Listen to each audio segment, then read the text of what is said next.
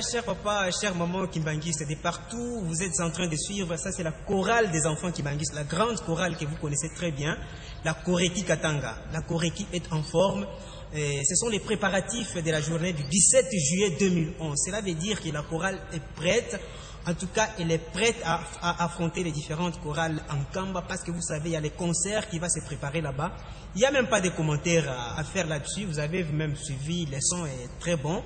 Aux Quinois, aux Brazzavillois, aux Angolais, en tout cas, nous vous attendons un peu pour la journée du 17 juillet. Venez nombreux, vous allez vivre la Koreki Katanga qui est d'ailleurs en forme.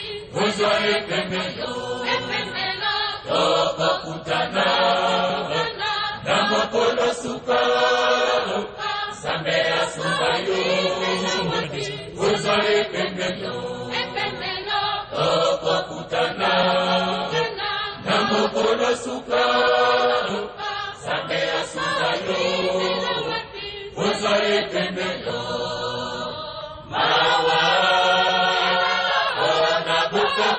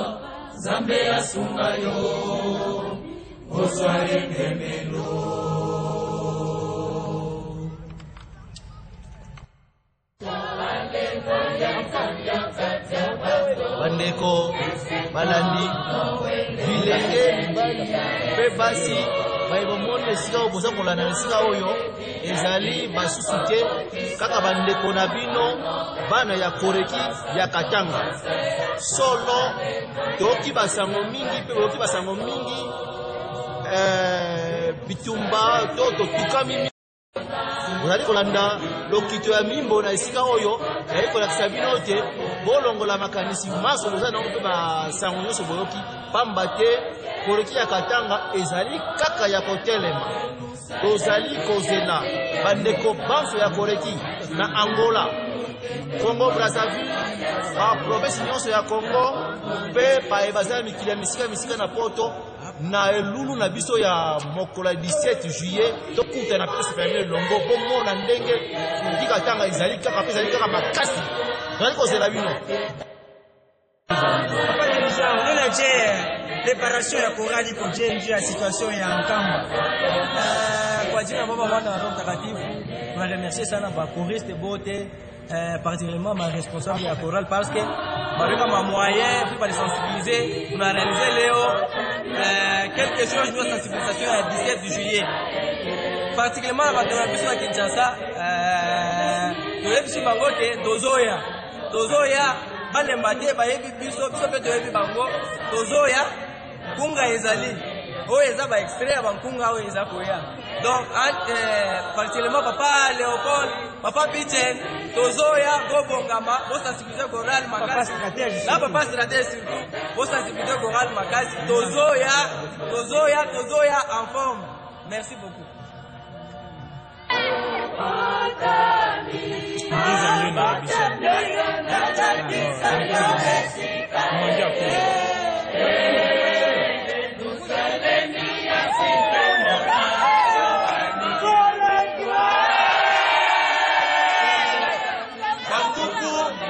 Mapenzi kudia watakatifu, hii ni Koreki Katanga. Koreki Katanga tuko pre.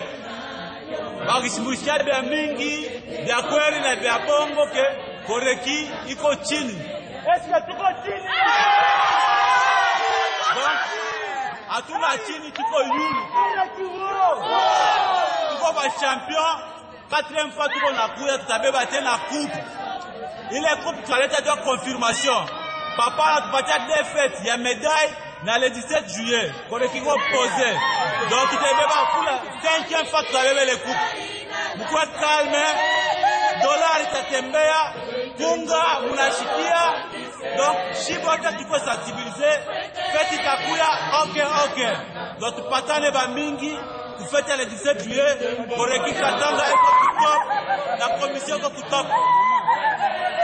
Na pesi bino bambote ebele omonaka mama Adonis naza mwana Koreki Katanga nde bomonaka na minute oyo tozala na bakondisami yango toyebisi bino bana Kinshasa bana Brazza bana Angola kozala calme ebele tosepesa na Nzambe na biso wete apambola biso bantu yetu ya